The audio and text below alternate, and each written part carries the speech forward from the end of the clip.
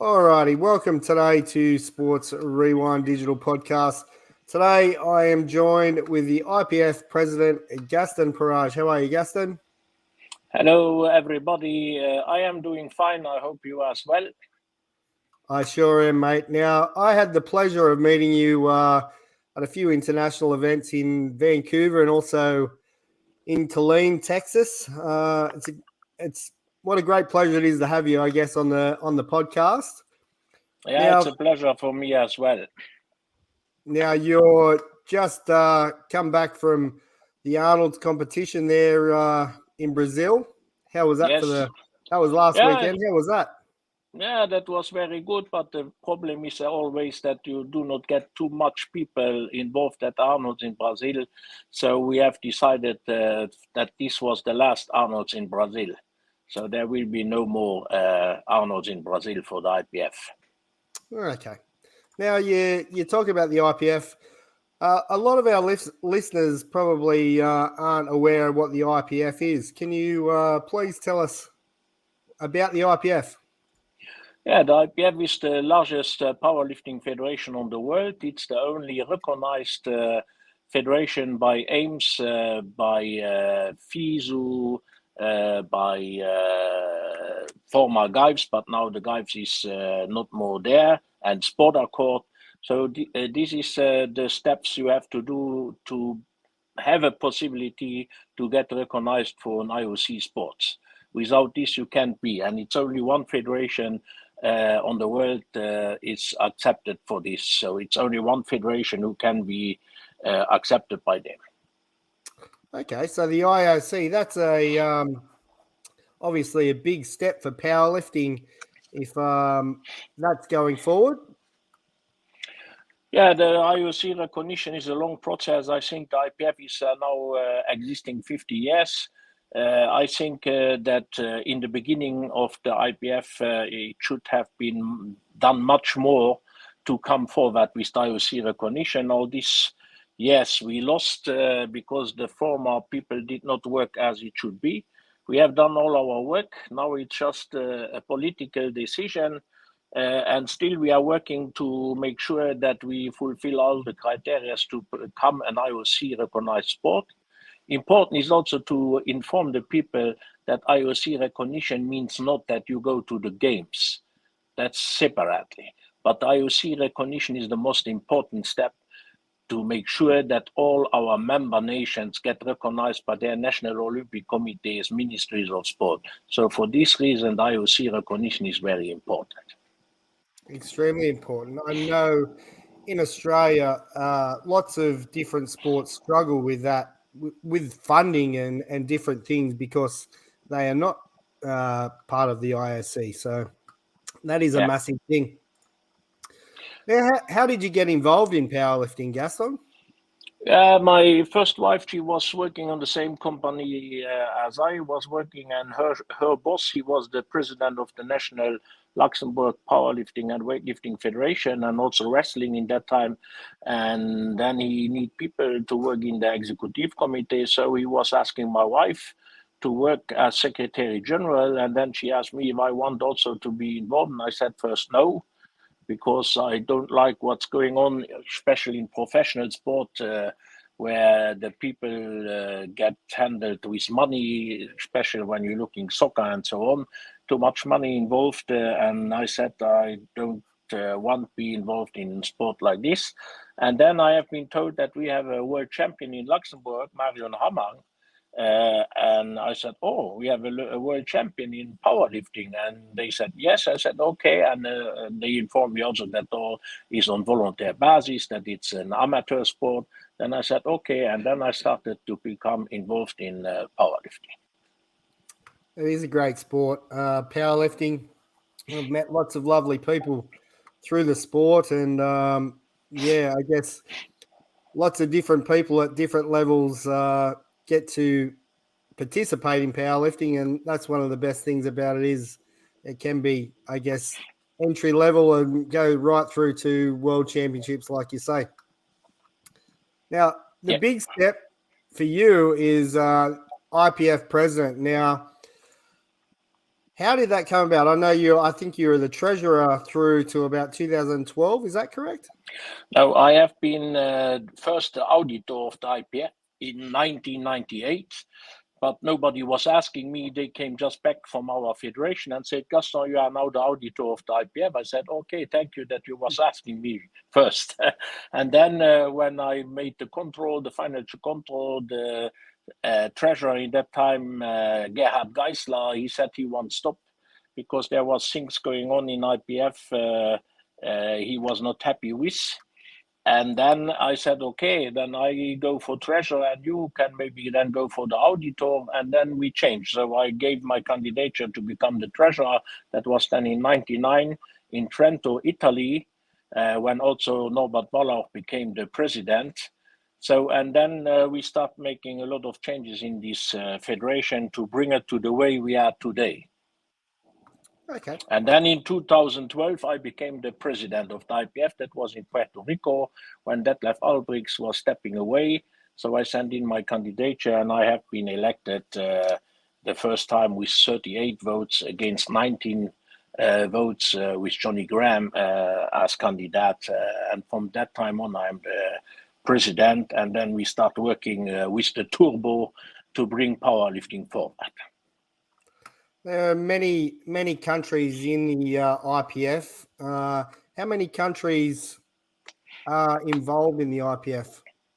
At the moment, we have 138 member nations, but there is also some member nations who are members, but they are not active or don't responding. So we will cleaning up a little bit in June. We will see how many we will take off, but at the moment we are 138.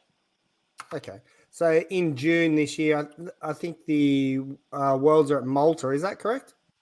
Yes, it is the largest Worlds ever in open classic powerlifting. We had in the beginning we had the Master, Sub Junior, Junior, and the Open together. That was more bigger, of course, but here just for open lifters, it is the largest and biggest ever concerning classic powerlifting in Malta. And how many lifters? 65 member nations, around 400 lifters. Wow, that'll be a great event. Yeah. Now, the IPF is a drug-free powerlifting federation. What does the IPF work to ensure transparency in the competitions and training? Yeah, several years ago, the IPF signed an agreement with the CCES, Canadian Centre of Ethics and Sports, to oversee our drug testing program to ensure it is completely independent and out of our hands. This includes the IPF executive and myself. We are not involved in the testing of our athletes. CCS is solely responsible for this to include building our registered testing pool, performing in and out of competition testing, results management, and adjudication of positive sample. In no way is the IPF executive part of this process. This is to ensure full accountability and transparency in the area of testing. And I think last year we see some people was maybe talking on other federations, especially when we had the case where we have exclude one nation, that they do better than the WADA and all these things. This is all not correct. The people from CCS doing a great job, and we had the World Games this year, and we catch people before the World Games who was assumed to going to the World Games, and that means that our system is working very well. These people looking in the results, they looking in the nomination, they testing people before, and this is the most important, that you're not just testing in competition, but also the out of competition testing. And they doing that in time when it is necessary to do it. So, and what I call all this intelligent testing. It makes no sense when you're just testing. We can also testing kids, sub-juniors and so on to show we do too much tests and we have not any positive.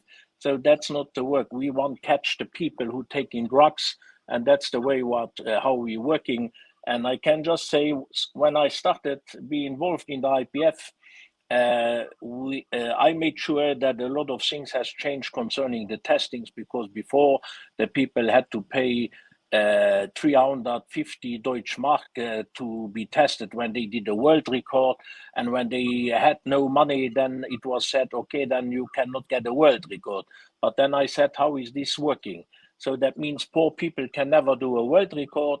And if somebody really taking drugs, then he just say, I don't have the money, and he will not be tested.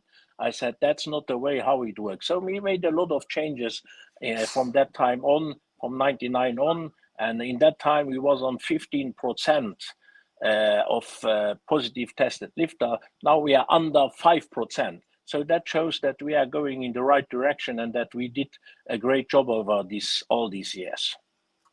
Absolutely. It's, I guess, a great number, or 15% drop to 5% is huge. I know when I first started powerlifting, it was painted as a bit of a dirty sport, but I believe that it is getting cleaned up, and it's a lot better now in this day and age. And there's, I guess, a lot more to do with the testing protocols in Australia. I know that we have testing quite often just at local events, and I think it's great. It's great for the sport. Yeah, I think this is also very important that also national federations start testings, but they cannot decide it. This is the most important. And that's the problem we had with that federation. The federation itself cannot decide who get tested. It can be just the NADOS or the EF. The EF, it's in this case the IPF. But we, the IPF, give it out of our hand to really show transparency and fairness, that nobody can say somebody has his fingers in it. And this is the most important. I can also say that because some people was then trying to blame the president or our nation, Luxembourg, we have had only 4 to 5 lifters. And there was no lifters who was in a very high level. When then the NADO did not test, we cannot force the NADO to do that.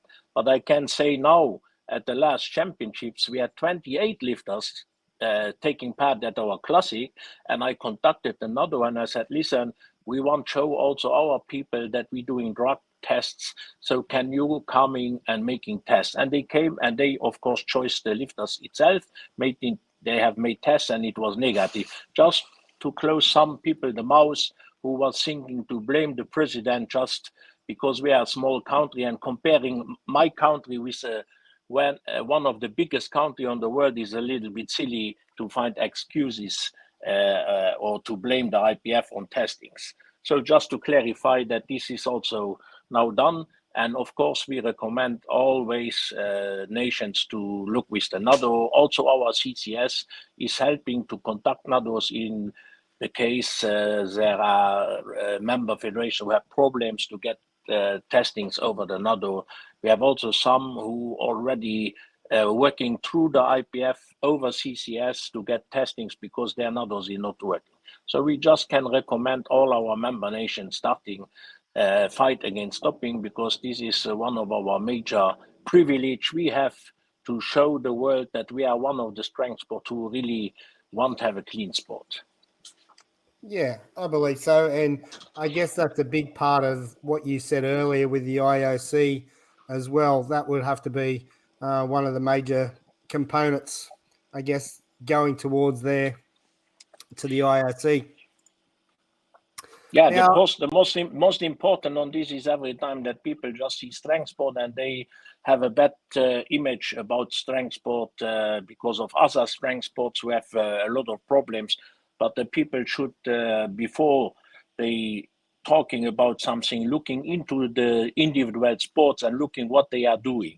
And I can just say that we always international with the people who know the powerlifting, that they always say that we are an example for a strength sport, what we are doing in the fight against doping. So, and I can just recommend all the people who do not know what is powerlifting should read our agendas on the IPF webpage. All is there, all transparency, financial reports, the statistics of the testings, everything is there, and also our strategic plan to go. And the people can see when they read all what we had in our strategic plans, we are following this way. We have also followed all our duties concerning IOC recognition, but of course, we are not the decision makers about it.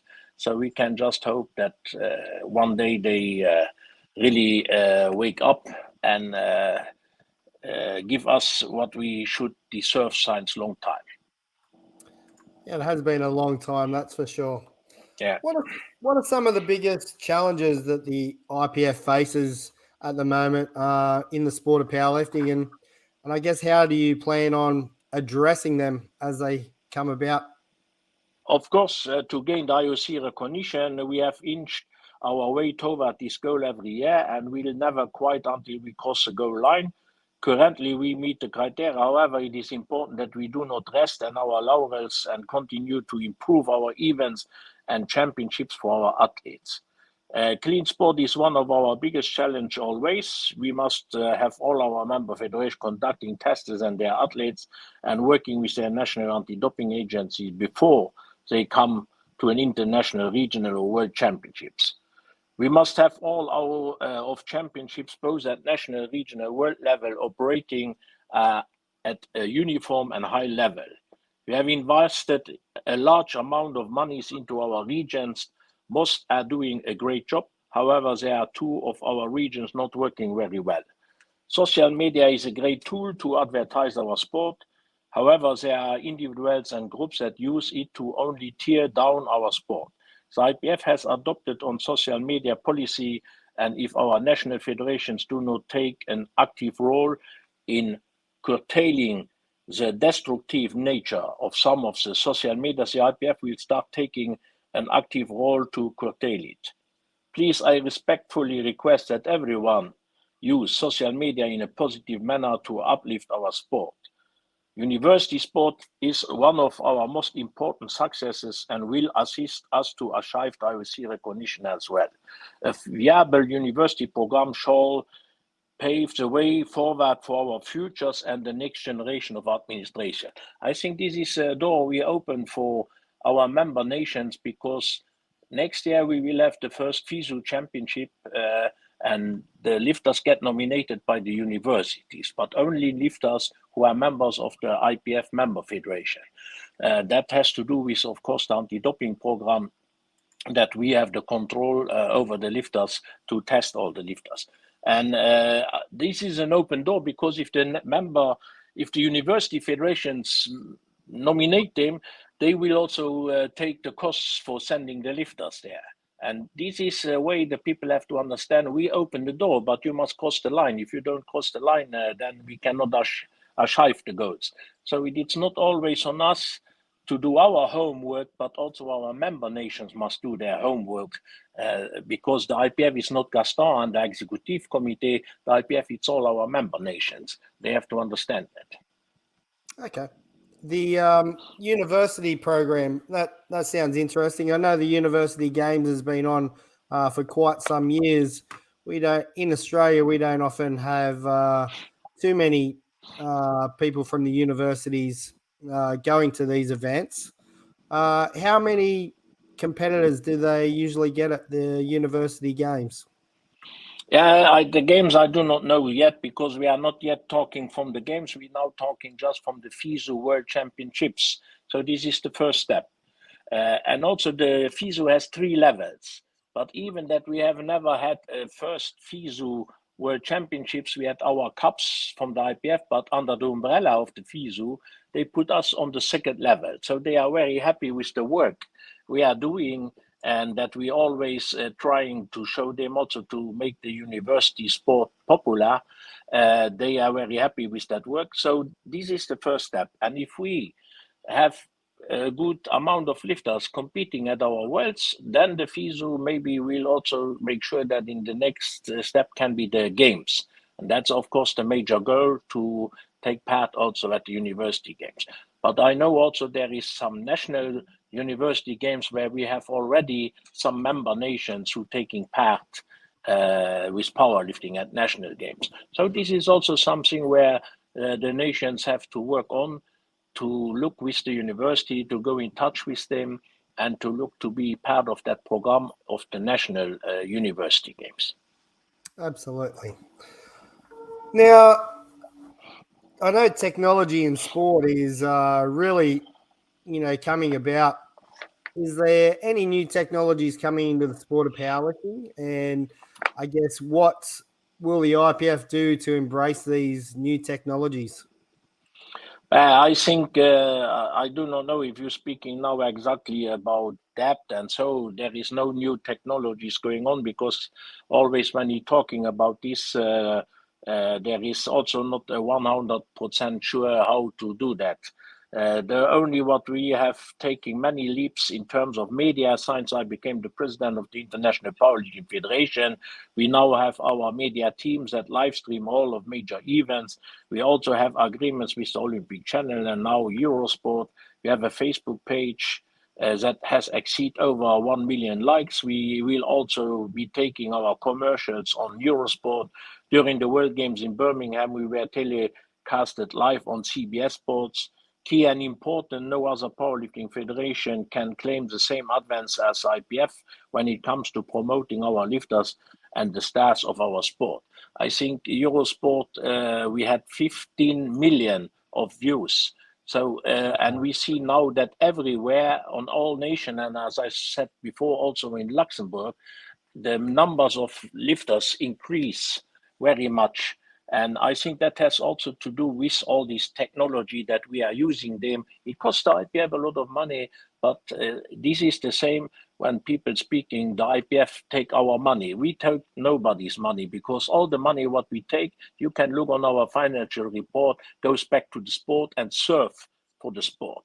And bringing up Eurosport and making our lifters popular. And this is what I say every time we are there for the lifters, and we want to make our lifters the stars. Only the lifters, not anybody else. Our lifters are the stars for me, and that's the only what is important for me. And so as people know in other sports who is the strong man, the names of the strong men, I want that the people also know the names of the power lifters worldwide. And this is what we did. And Sheffield was one of these events, and I want to say thanks again to SPD and Benjamin Banks that he has made this possible, because that was one of the best ever competition we had with 2,500 crowds yelling to each of the lifters. It was fantastic. And everybody who was there said, I will come back next year. And I even hope we get more people there back. And this is the way we want to go. Do something also for our lifters to get stars, to get some prize money like it is in the sport. And this is what the people should recognize. And I don't care about people who are speaking bad about IPF, who have no idea about the IPF, who do not even read what's going on, but just thinking they must blame our sport. We do not blame other powerlifting federations. We let them do what they want. That's their choice. They should also let us do our way, because we have a structure in sport, and some of these people do not know how is a structure in sport working, and that's why they talk. And it is also not on a lifter to jump to 20 events a year, because that would exhaust the lifter's body as well. So that's why the people do not understand sometimes when we say if you are a member of the IPF, you can be a member of any other federation, and also concerning, of course, the anti-doping program we have. But there is reasons for that. And normal structure is you competing at a national on a certain level. Then the next higher level is your regional championship, and the highest level is then the worlds. And of course, when we have the World Games, that's the most highest level. So that is how a structure works. That is how a training program should be built up for lifters. So, and people who understand serious sport, they know that. But people who do not know that, they talking just what they talk. But I said. So, and I think of technology with bench press, with now the new rules we have with the bench press, there we are of course using the cameras for the jury, so that when there is a mistake, that the jury can look the repeat of the lift and then make a decision to overrule or not to overrule. So this is the only what we have now done specifically for technology what we can use. Okay. That's a new rule that obviously has just come in this year, and we haven't seen too much backlash, I guess, in Australia with that one. our numbers in Australia, in the Australian Powerlifting Union, who's the member of the IPF, has grown significantly this year. So it's great to see the sport progressing and growing. Speaking of growing the sport, I guess if you could tell a young lifter some advice, what would you tell them? 3 key points: seek out a good coach, practice the 3 power lifts regularly, and do not be afraid to compete in a competition. Start slowing and remain consistent with your training, and most important, do not take performance enhancing drugs. That is the main point I would recommend them. And of course, I think what is very important, and I see that here in Luxembourg, where we have young people who train together, they training together as friends. They have they enjoy the training, and I think this is also important when you can train and you have friends around you who training with you, and you can enjoy together, because this motivate each other. And I think this is a good point as well. Yeah, I agree. It's always better when you're training with someone. It makes it a lot more fun. Yeah.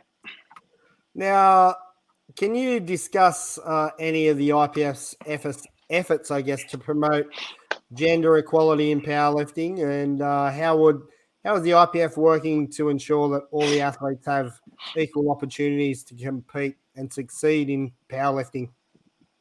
Yeah, I think when I started in powerlifting, and we had in Riesa the world, in that time we had the men world championship, women world championship, and we have had we was in Riesa. There was a big arena, but there was no crowd at all. Then I said to the executive committee, even I was not the president, but I was always looking to bring sport forward, even when I was not the president.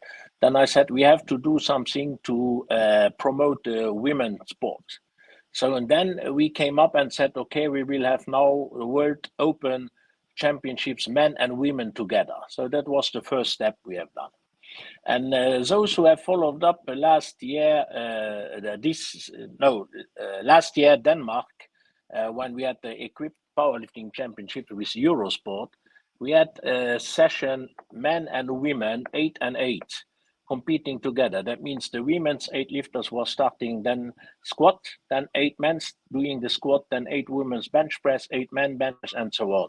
So, and I think that was a great moment, because when you have these 15 million of people and they watch then in the same time the women and the men together, then better you cannot promote the women's sport at all. And we have also made a lot of increase also in our commissions together, and even in executive, to get more and more women involved. And when you're looking on our webpage, you can see that we have a lot of women's in our sport.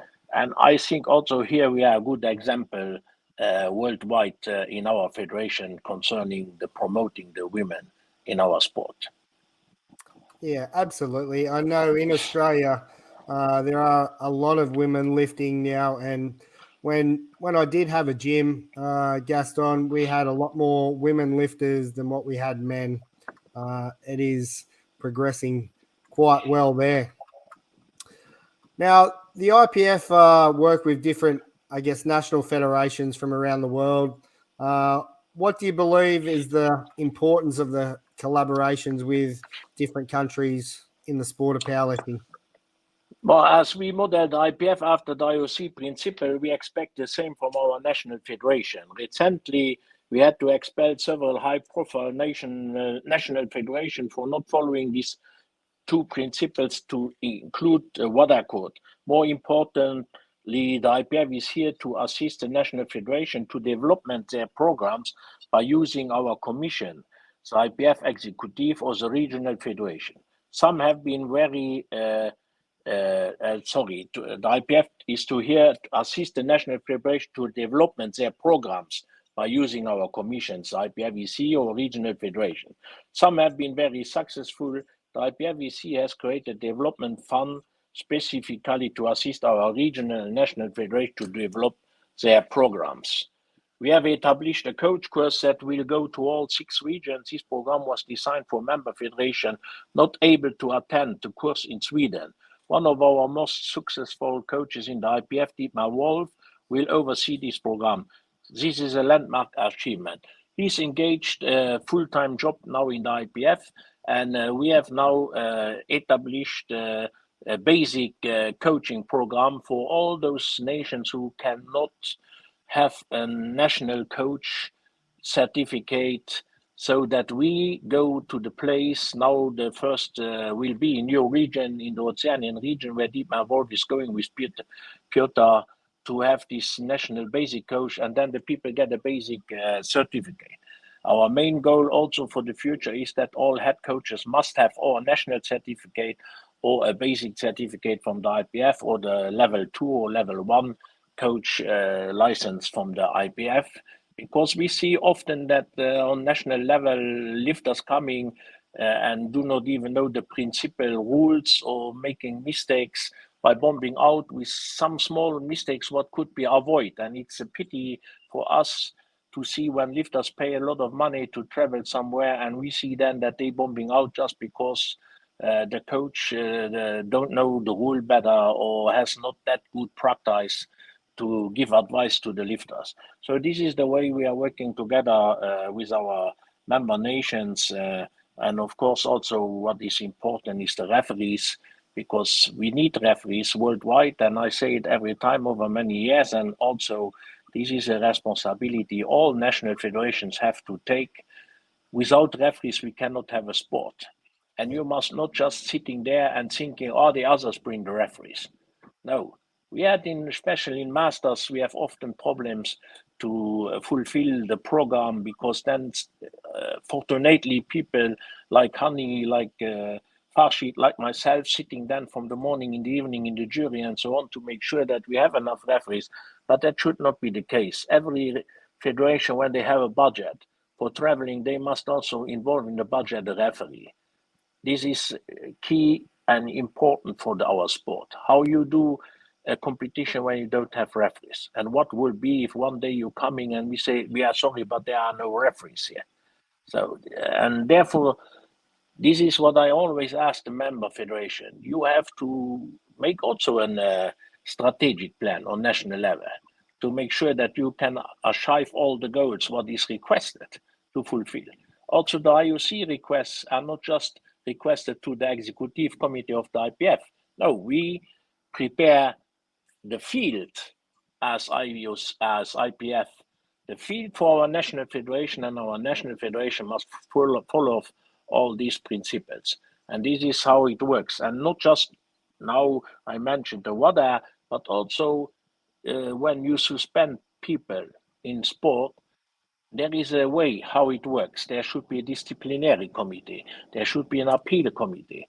And it cannot be that the executive committee make their own decision to suspend people and then say you have no right to appeal. This is against all the IOC principles. So when you are looking the structure we have in IPF, then you can see that is the structure what is requested by the IOC. And one time, one of the VPC made an things, yeah, he might be a good president for me, but look the structure of sport. Yeah, but this is the structure of sport what is needed. So, and I can understand when you as a federation don't have any structure, that then you think this is, but this is the way how a serious federation works. And that's the structure what is needed for a serious federation. Love it. Yeah, you have to have that structure in place, and I guess having that IOC structure is one of the biggest goals for the IPF moving forward. Now, finally, mate, I do appreciate your time today. Just one more question before we go. I guess, what do you hope to accomplish during your time as the IPF president, and what's your vision for the future of powerlifting in the IPF? So the first of all is still the IOC recognition. That's my principal goal. And as I say every time, never we give up. I think you as an athlete, you know, when you competing hard and train hard for getting a medal and you can't achieve the goal this year, then you train for next year or the year after. Here is the same. My goal is to fight to get this IOC recognition. This is the most important for me, and it's not for me. I do that because I am not an athlete, but this is for our athletes that I am doing all this effort because I want that in the future, national federations can have support by national Olympic committees, by national Ministry of Sports, so that there is financial support for the lifter for traveling, that not everybody must pay always from their own pocket. Then, of course, as I mentioned, the FISU, this is the biggest goal now for the moment because the university sport is where we can recruit a lot of people. So, and this is when we're starting with 14 years, this is the level where we have to go. And of course, also high school, sorry, that is the way we have to work on. And this is the next step and the most important step for me. So I'm looking forward for next year, the first FISU World Championship. And then the next will be then the challenge for the FISU Games. So there is still a lot to go. And as I said, next year, of course, the next Sheffield, it's a great goal.